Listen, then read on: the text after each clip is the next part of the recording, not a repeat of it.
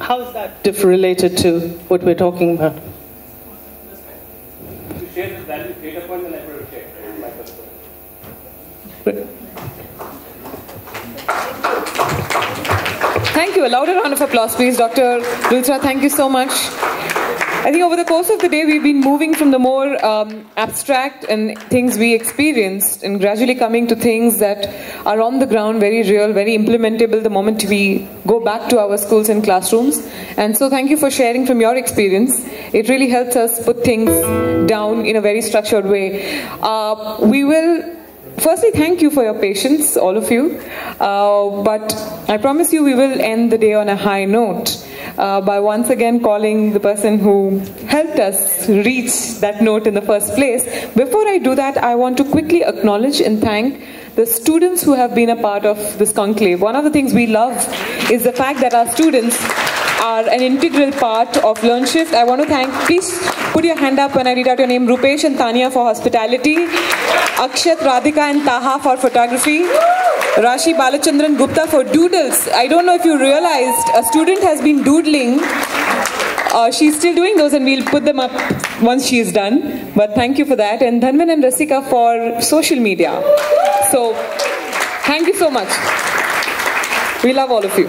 So, oops, that was a dramatic we love you. Alright, so I will once again invite Ronnie, who will close this day for us by sharing his ideas on building creative confidence. Thank you so much. Thank you. Kanksha, can you hand me the clicker? Yeah. All right, so here's the thing. We've sat for a long time, and you've been listening really attentively and amazingly. But to start my session off, we're all going to stand up, and we're going to stretch for a second. So let's go ahead and stand up, and everybody can follow me if you want. Here's one of our stretches. I'm going to count 1, and you're going to say 2, and I'm going to say 3, and you're going to say 4 until we get to 10. 1, 3, 5, 7, 9. Switch. Here we go. Switch. 1, 3, 5, 7, 9. Let's do this one now. This one. This feels like you should feel it over here. Yeah, I know, right? You feel it? 1, 3, 5, 7, 9, and switch. Here we go. 1, 3, 5, 7, 9. Now I'm going to show you a stretch that I do with my students, and I do it with them every morning. I call it the positive psychology stretch, and this will be, well, I'll just say this. I've done yoga in my life twice, and it's very, very hard for me. But I learned that in yoga there's warrior positions, you know? Warrior 1, warrior 2, I don't really, but you know, yes. So I don't know which one this is, okay? But there's one that looks like this, okay? Now, what I have my students do is as soon as I start counting, we start flopping our wings, start doing this. Do you guys want to do it real quick? Just once, let's do it. Here we go. You guys ready? 1, 3, 5, 7, 9. Thank you. Thanks for doing that. All right. So have a seat. We're going to get started. I wanted to, let me just put my password here. I wanted to start, actually, today with, actually, quickly, like summarizing the day, right? So we started with some beautiful words that were said by Ms. Avnita Beer. We started, you know, Mr. Podar said some beautiful words as well. Then Vishnu gave us an amazing workshop on leadership. We had some amazing conversations in our tables. We kind of summarized it. Then Sonali got us into just this, I really feel like she got us in our body and our hearts, okay? We had our lunch, you know. And then we had this amazing design thinking workshop by Willie, but here's the thing that really, really got me from his workshop. Do you remember how he told us about the new way that they're showing students' performance in their school? And it basically took us through the steps and showed us all this cool stuff. Yeah, I was like blown away. Were you blown away? That was pretty amazing. Okay. But let me ask you a question. Do you remember what led him to do that? Yes. Yes. It was the slap. Yes. Remember that? Yes. Now, do you remember when he told us about the slap, do you remember his emotions? Yes. Do you remember his face? Yes. That to me was the moment. Because here's the thing. When he saw the kid getting slapped and when he experienced that emotion, he did not suppress that emotion. He let himself feel that difficult emotion. And that difficult emotion, by allowing himself to feel it and go through the process of feeling the emotion, that emotion led to motion. You with me? It's not an etymological coincidence that emotion and motion are sound the same. They come from the same verb in Latin, emovere, okay, which means movement. If we truly pay attention to our emotions and allow ourselves the permission to be human and feel difficult emotions, as they will arise for all of us all the time. Shame is one of the most difficult emotions to experience, but if we allow ourselves to experience it, some amazing stuff can eventually happen, even though it's hard at first. Like the stuff that he created, because he allowed himself to feel his emotions. Now, we're talking about creative confidence. I want to focus on this word, confidence. And I'll submit to you this. Confidence in people doesn't come from intellectually thinking about confidence. You understand what I'm saying? Confidence comes from emotionally feeling it, emotionally experiencing it. And in fact, the person who wrote a book about creative confidence, David Kelly, wrote this quote. Okay? What matters the most in the end with creativity is your belief in your capacity to create positive change and the courage to take action. Your belief. You see, everyone's creative. Okay? You don't have to have special gifts. You don't have to have special abilities. But you have to have beliefs. You have to believe in yourself. And I want to just tell you a quick story about beliefs to impart on you how powerful beliefs are. Does anybody know who this person is by any chance? Yeah, I heard somebody say it. Roger Bannister, that's right. This is Roger Bannister. Roger Bannister was a doctor and he was also a sprinter. And Roger Bannister ran the mile. That was his event. And in 1954, Roger Bannister told the world that he's going to run the mile in less than 4 minutes. But here's what you need to know. In 1954, all the doctors around the world, virtually all of them, told people that it is not possible for humans to run the mile in less than 4 minutes. That, like cheetahs can do it, but like humans cannot do it. And everyone believed it. But he didn't. Now, at the time that he said that he's going to break the 4-minute mile, Roger Bannister ran the mile with 4 minutes and 12 seconds. Now, if you're a sprinter, you know there's a big difference between, less than 4 minutes and 4 minutes and 12 seconds. Okay? But Roger Bannister worked and worked and practiced, and eventually ran the mile in 4 and 10 seconds, 4 and 8 seconds, 4 minutes and 6 seconds, 4 minutes and 4 seconds, 4 minutes and 2 seconds, and then he plateaued. Plateaued for a while.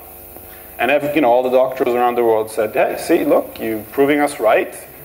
People cannot run the mile in less than 4 minutes.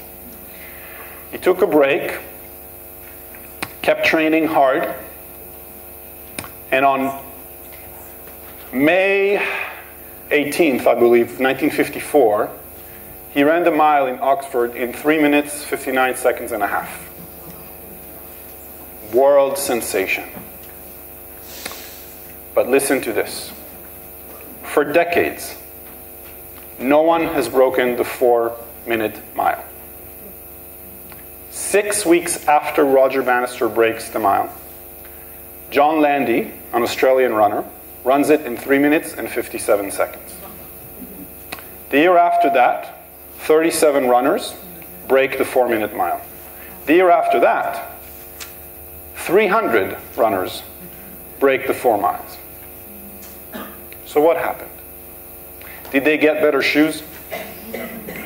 You know, did they train like harder? No. Right? Roger Bannister broke a mental barrier. And then people started believing that they can break the 4-minute mile. Beliefs are the #1 predictor of success. If you do not believe that you can succeed, forget it, you're done. If you believe you can succeed, that doesn't ensure you will, because you still have to work really hard, but that's the prerequisite. You understand? Now, we've talked a lot today, okay? But what I want to ensure is that we take the stuff that we talked about today and we actually put it to action into our schools. And so, if you can think of your 4-minute mile, what is your 4-minute mile? What do you want to bring to your school? And maybe that's a big thing, maybe it's like a reach for you, but what do you want to bring to your school and make happen? Pick a challenge right now. That might be hard for you. But it's one of those challenges that if it happens, it's going to make a huge, huge difference for thousands of kids' lives. And you know that in your heart.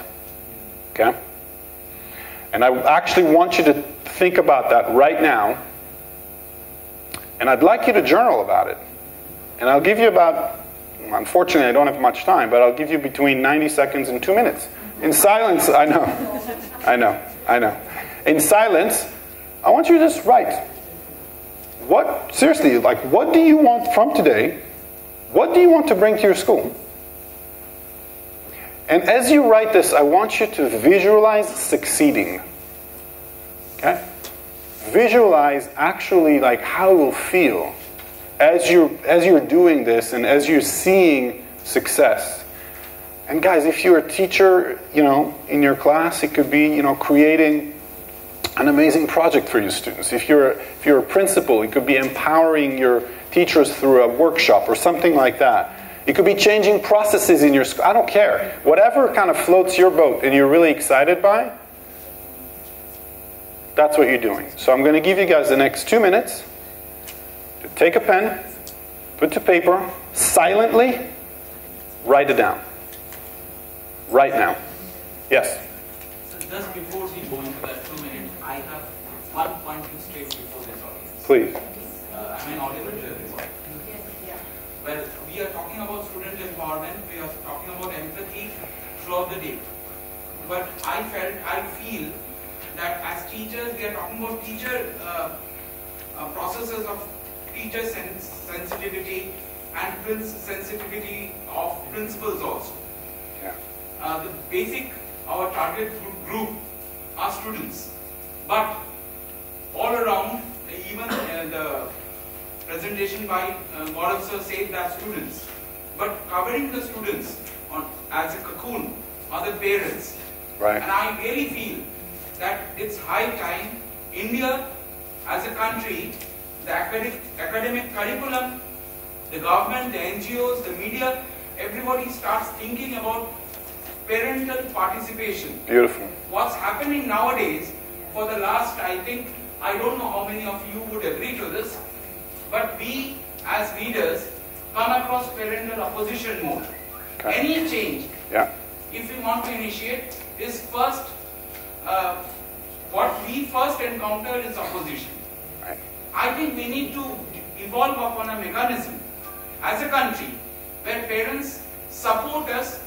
I think the result would be much better. Okay, stop for a sec. What's your name?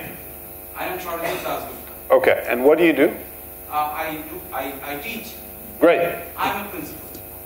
Okay, so you're a principal at your school? Yes. Okay, so I hear what you're saying. You're saying that you want the parents to come and not oppose you as much. You want them to actually support you.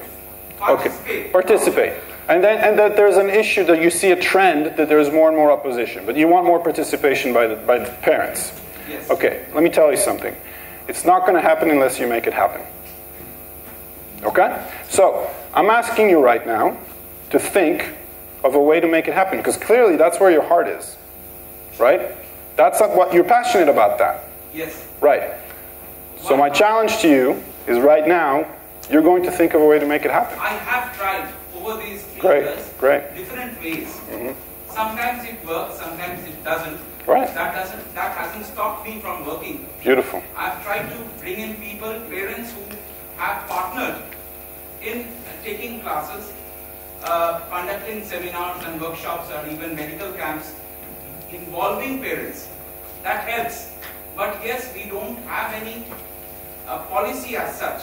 Sure. What I mean to propose is that we are all change makers, we are all leaders.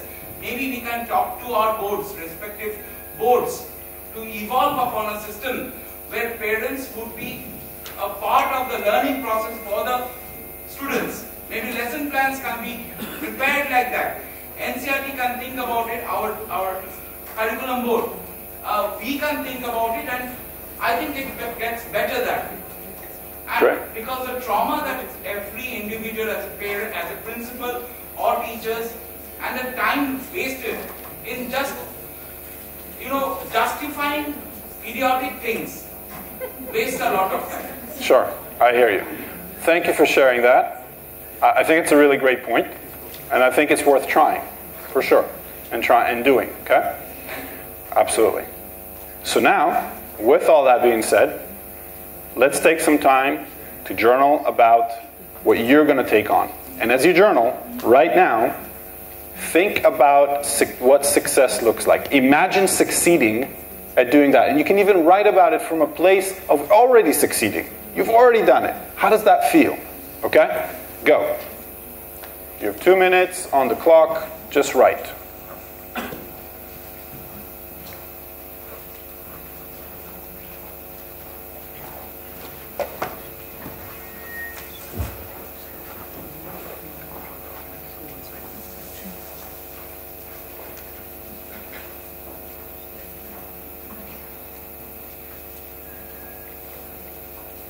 Pick something you're passionate about. It's got to be something you're passionate about. Not something you should do. You with me? Something you want to do. Okay?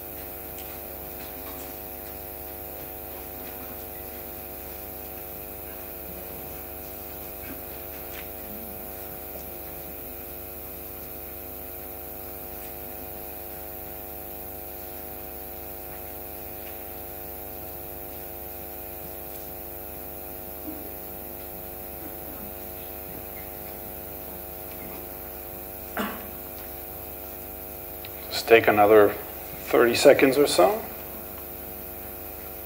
You can even imagine how excited and happy kids are because of what you created. You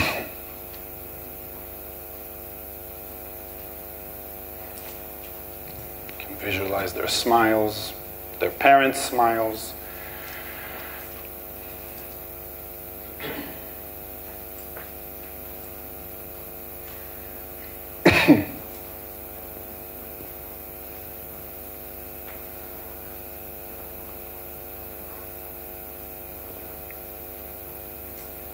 Go ahead and finish your final sentence.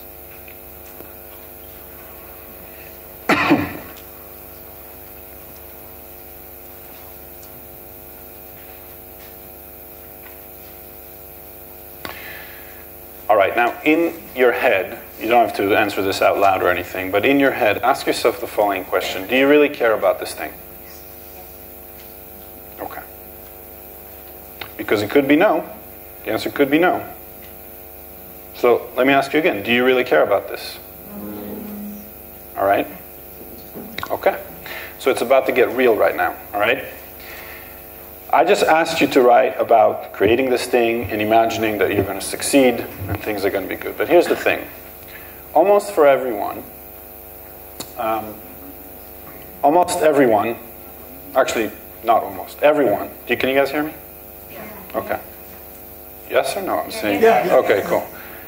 Everyone inside of us has a gremlin. Our gremlin is our inner critic.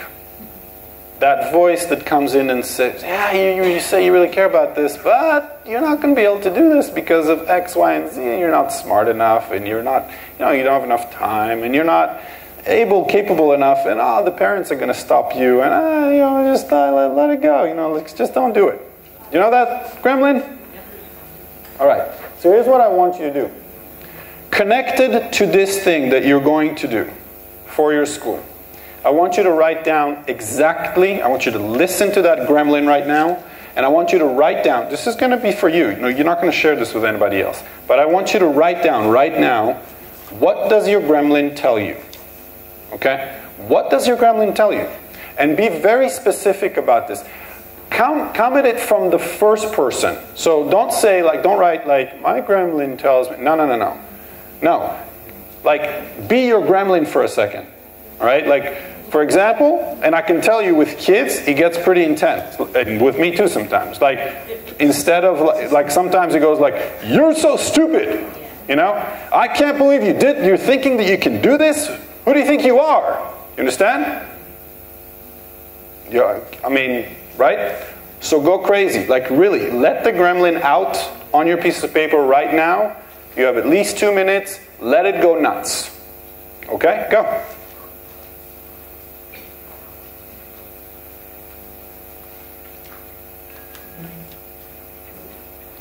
Don't censor it.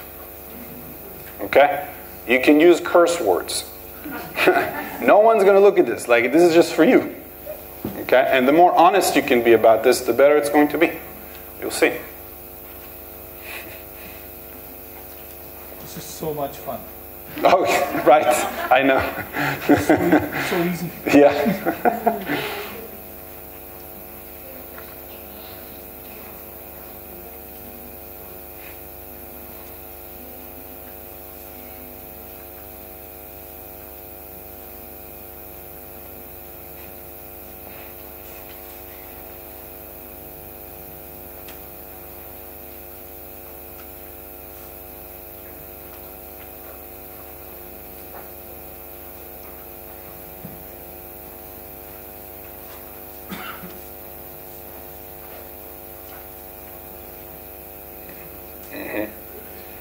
And if your gremlin keeps telling you the same thing over and over again, write that.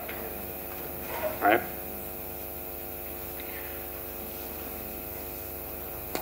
Some of us have very mild gremlins. Some of us have very intense gremlins. Give you guys another 20 seconds or so.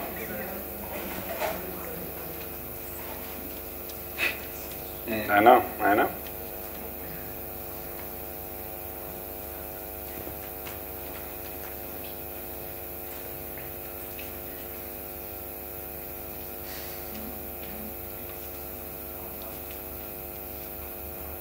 Go ahead and finish your last sentence.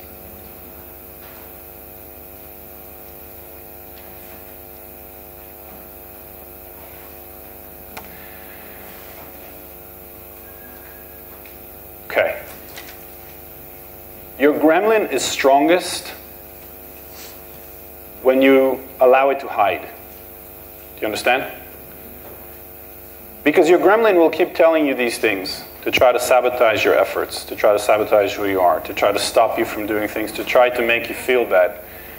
But if you allow it to hide, then it will keep doing it and you won't be able to get to it. But I believe that as soon as you put it to paper, you're exposing your gremlin. And then you're able to at least have a conversation with your gremlin, and then you can actually choose, because you're aware of what your gremlin is telling you. At that point, you can choose. Am I going to buy into what my gremlin tells me? Or am I going to choose a different path? And that awareness is what can get you from not doing this thing that you wrote about doing and not serving your kids and thousands of kids for the rest of their lives to actually doing it. What I have my students do in my class is I actually have them write about their gremlins, and I can tell you that some of them are very intense. And after they write about their gremlins, they actually read out loud what they wrote to another students that they trust for 20 minutes. Okay? So if they wrote like a 2-page paper, then they read it over and over again. Okay? And what that does is it actually creates levels of separation from your gremlin, because you are opening it up. And you start to notice that, oh my gosh, I can't believe I'm telling myself this. Like, did anybody notice that when you wrote, you're like, holy crap? Like, this is what I tell myself? You know, we treat ourselves sometimes in the absolute harshest, like no one talks to us the way we talk to ourselves. Do you know what I'm talking about? And I really believe in something that I call the platinum rule. So do you guys know the golden rule, right? The golden rule, like, you know, treat others, you know, as you wish to be treated. Okay?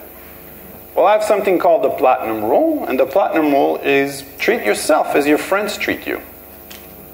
Okay? Because right now on your paper you have two things. You have the version that shows the success, that shows how it feels to create what you've created, and you have the version that sabotages you, the gremlin. And this reminds me of a very famous Native American fable of the two wolves. Okay? Now, for those of you who don't know, it goes like this. There's a grandfather and a grandson who go on a walk, and the grandfather turns to the boy and says, there is a great battle that's raging inside every person on earth. And this is a battle between two wolves. The first wolf symbolizes shame, envy, anger, hatred towards others, self-hatred. The second wolf symbolizes love, empathy, connection, joy. And then they just keep walking. And the boy thinks about this a little bit, and then turns to his grandfather and asks, hey, grandfather, so who wins the battle between the wolves? And the grandfather turns to the boy and says, the one that you feed. And so I really want you to think about this. Which one do you feed? Because your students cannot afford to have you feed the one that's going to sabotage you. They need you to feed the one that will lead you to be self-compassionate towards yourself, so that you can do the things that you know are important for them. Now, I want to show you 3 things that I thought about that are critical. One sec, just in 1 sec. Let me finish that and I'll take it, okay? That I think are critical to feed the wolves, the wolf that actually leads to self-compassion and love. And these are the 3 ways that I think are critical. Number 1, remember that you are not your inner critic. Your inner critic is a voice in your, but that's not you. That's number 1. Okay? Remember, there's a difference between that voice and who you are.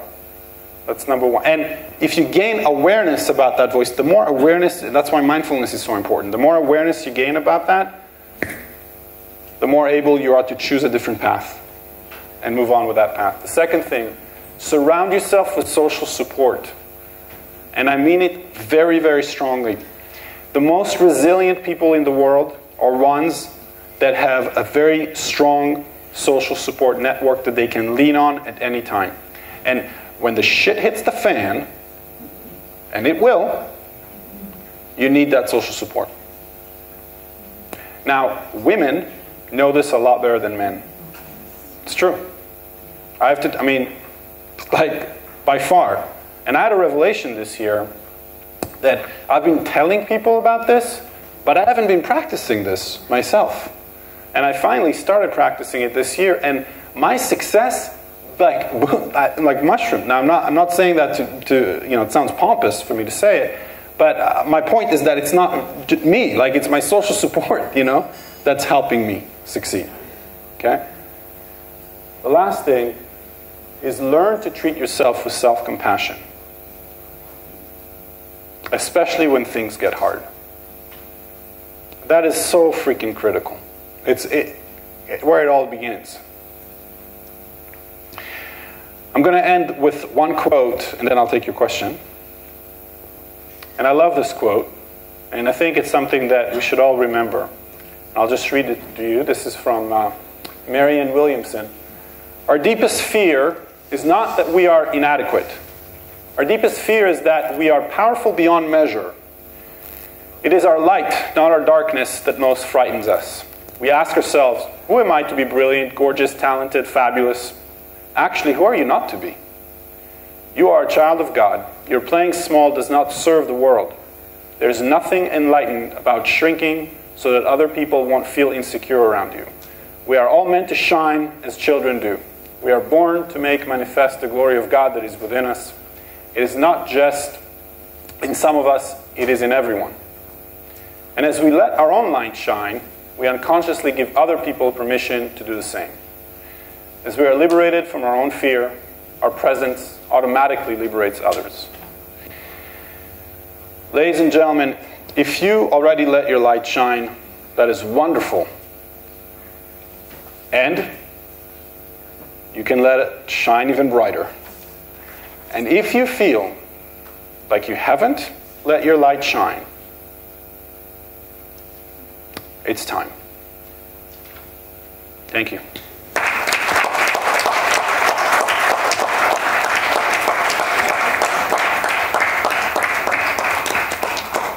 So first of all, this is a brilliant session. Thank you. Really Thank you so much. Loved it, actually. We did a very small exercise with children where all the children were people who had one common interest, which was music. In India, actually, music is not, I don't know how it's in the US, but in India, music is not considered to be... Yeah. Neither in the US, yeah, actually. Yeah. So, as a career, it could be definitely looked on. And when we did this exercise with a lot of people from the industry, having a great interaction and stuff like that, all the children were absolutely charged at the end of it all. But then the question came, actually, the same question as to how do I deal with failures? Okay. How do you, what? I'm sorry? How do I deal with failures? Okay. When do I stop? Yeah. How should I? And it's pretty much the confidence that you have. Yeah. I can relate to the points that you're saying, be self-compassionate and all these points. Right. But that's as an adult. So I'm a little intrigued when you said that you did the same thing with children. Yeah. So how do you answer that question? Because they will. How do you say self-compassion? And I don't think they understand those points to that extent. Oh, interesting. Okay. Yeah. So. Or how to make them. I would love them to understand it, but I would like to know how to do that. Okay, so let me make sure I understand your question. You would like to know how I help kids understand self-compassion? Not only that, once you the creative when you're saying that all of us would have our gremlins, the gremlins will say these things, and then if for example what the gremlin said actually turns out to be true, there's a negative self-fulfilling prophecy, and so on and so forth. It's a negative spiral. Now, as an adult, we can go back and say, okay, let me just evaluate, be compassionate, and all this kind of stuff. But how do you do that with children? Good question. So, first of all, you should know that I teach 11th and 12th graders. Okay? So I teach kids who are really about to be adults. Okay? I don't have experience teaching kindergartners. So obviously with a kindergartner, it's there's a lot of abstraction there, right? That said, do you remember how Sonali said that kids know how to be empathic? Like you don't have to. You don't go out and like teach empathy. You show them that they have it in them. Okay? It's very similar with this. And you don't see the risk. No, here's the thing. That's why my question. Actually, Yeah. Should I just tell them that? Right. No. So here's no. So here's the thing. You absolutely, before you go into it, you absolutely need to create number one, a safe space. You need to ensure, and I know this because I've done this for years, but you need to know that the kid has support, from other kids. Like, you are building a community in which kids can support one another, and you know that they have at least one kid that they can really, go to for support. Now, I have to say, I am a lot more worried about not doing that work than about doing that work. Do you see what I'm saying? 5 years ago, one of my students committed suicide. Okay? And, I spoke in his funeral, and I have to tell you that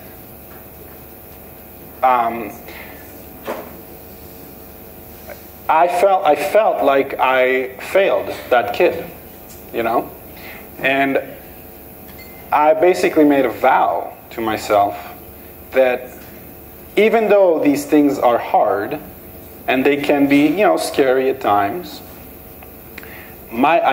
doing this work only heals kids.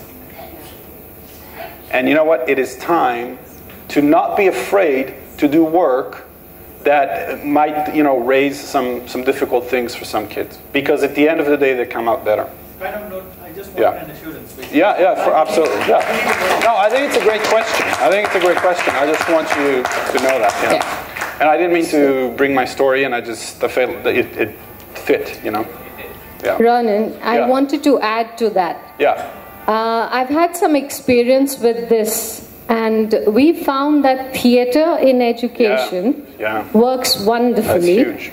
Because children move into suspended disbelief, very quickly, much faster than adults. So, your point that as adults we can dig deep and reflect, but how do you take the same experience to primary school children? And we've been doing it through theater in education. Yeah. So they're able, when you present a scenario, they move into it as if it's happening to them.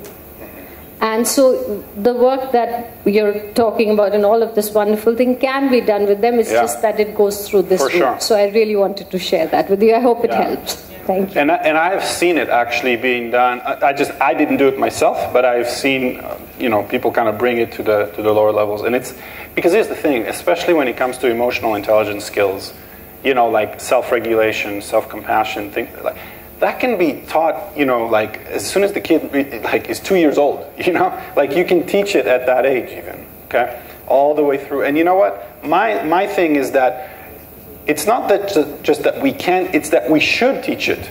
It's that it has to be taught. Just like everything else that we teach, it's got to be a discipline. Like we teach math, we teach science, we have to teach self-compassion, okay? Like we have to teach these EQ skills. You know how like some people, you ask kids, what do you want to be when you grow up? And a lot of kids tell you, oh, I want to be an engineer, I want to be a doctor, I want to be a lawyer. Well, I want our kids to basically start to say, I want to be happy. And I want to learn how to be happy. And here's the thing, there are trainable skills that we can give them to teach them how to be happy. And so we need to do that. Go ahead. I would just like to add over here, as teaching EQ skills, I'm an EQ educator. I teach EQ to preschoolers, cool. where self-compassion and all comes when we teach them emotional literacy. When they are aware of their emotions and they are aware what they feel, then they are able to manage it very well. Yes, absolutely. So first thing they have to know when we are teaching academics, I would really, really request all the teachers and the principals over here to get into emotional literacy for children. Yes. Teach them as a part of your curriculum. Absolutely. That will really manage them, and the suicide rates that we are seeing nowadays is going to drastically drop when they know they are aware of their emotions, they are able to manage it very well after that. Yeah. Thank you so much. Thank you. Same. So, at least a few more. Ronen, this is your shoe partner, right? Yes. I think I'm part of a very startup schools at the moment, and the day, the way it has went, Ronnie and all the speakers, I would like to thank Agnita as well as Karishma for inviting us. It makes us feel that the change is there, and we fail only if we give up. That's what I want to. We should not give up. I think there's a lot of hope. Thank you for the day. Thank you, everybody. Yeah, absolutely. I'm going to be shoot off stage here for a second, but before I do, I just wanted to really thank you guys for this opportunity. I've learned a ton from you, and it was a real honor and pleasure to be with you today. Thanks. Thank you so much, Ronnie. Loved the note on which it ended. I think you directly spoke to our hearts, and the way you brought everything back to the students. I think the moment you bring it back to, do you really care enough about them to want to do these things? I think the truth is out there. Right? And that will decide whether we give up or not. So thank you for bringing that back into our focus. One other person who wants to share how the day was, just one other person before we close. And while you decide whether you want to share or not, we're just going to quickly pull up our Twitter feed. I want to, at this point, thank our teacher, Rupinder ma'am, who has been diligently sitting at the end, tweeting constantly. In fact, if you go over the last 3 days, the other workshop by Ronnie is also all online, thanks to her social media presence. So thank you so much, ma'am, for that. Any one other person who feels, yes, Venkat?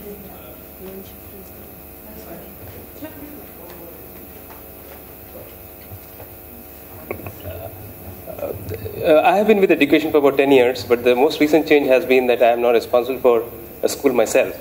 And I was quite surprised about my own emotions as I went through this workshop.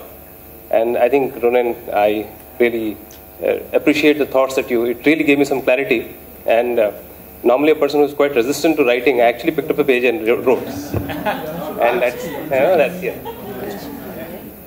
And Willie, I really want to, I was quite impressed about the persistence, and especially at the price point that you work in. And somehow I'm a bit fixated with price points, so the earlier lady probably took offense to it, but then that's fine. Yeah, so I just wanted to, I'm letting out the secret. I just wanted to know whether you're going to respond to my question in an offensive way or a defensive way. I'm actually not. Yeah, so that's fine. No, that's very, it's perfect. I don't understand why you would really treat somebody based on their skin color or whatever nationality in terms of their ability to learn something. Yeah, I saw. That's I have a bigger concern as to where are you biased about.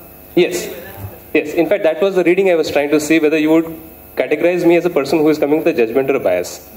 And I could see that you were reading a bias in my response, but that's fine. I can take an offline discussion on that. But then I was trying to test the emotion in you. That's all, nothing else. And the reason I asked is, we also subscribe to all those points that you have said. I subscribe to. But I do believe it's hard work. And therefore, the reason I wanted to know, other than the trick in between, was what was the financial incentive that was backing that hard work? That was the overarching logic to the question that I had presented. But the key point I wish to share, which is what I benefited from participating in this entire conversation, and therefore, ma'am, thank you. Thank you for bringing all of us here together. This probably is the 4th or the 5th iteration that I am here.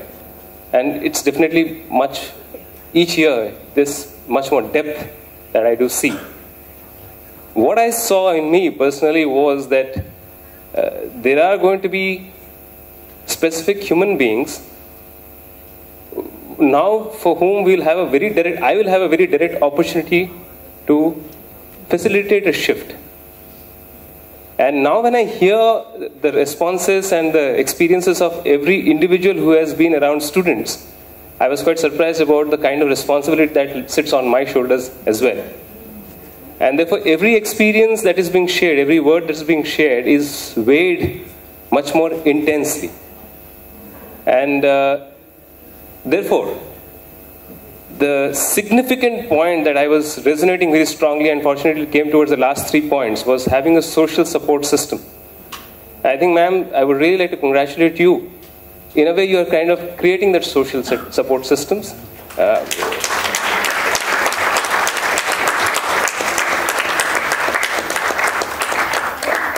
And this is a force multiplier. And we see brilliant examples from people like Willie, and of course, we see brilliant examples of what we see at ASM. I do appreciate that particular effort, and I think this is one of the several feathers that you put on your cap, and I believe it's a very substantial and substantive feather. So thank you so much.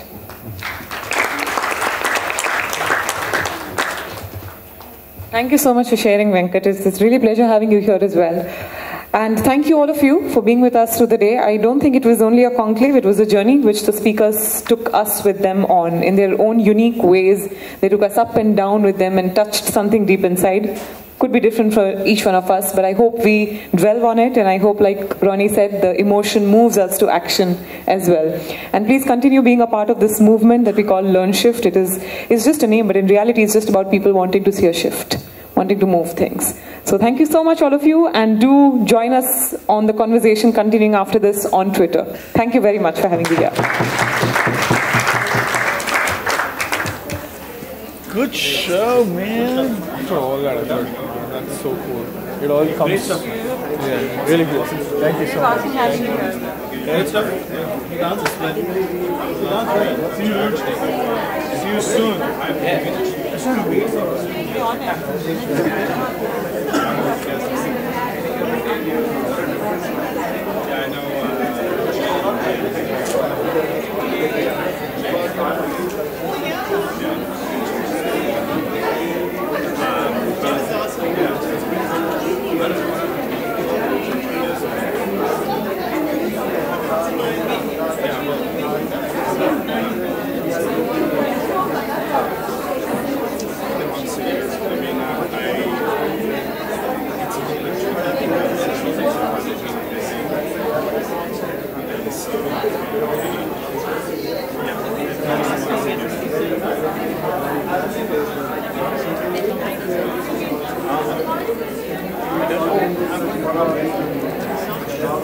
know.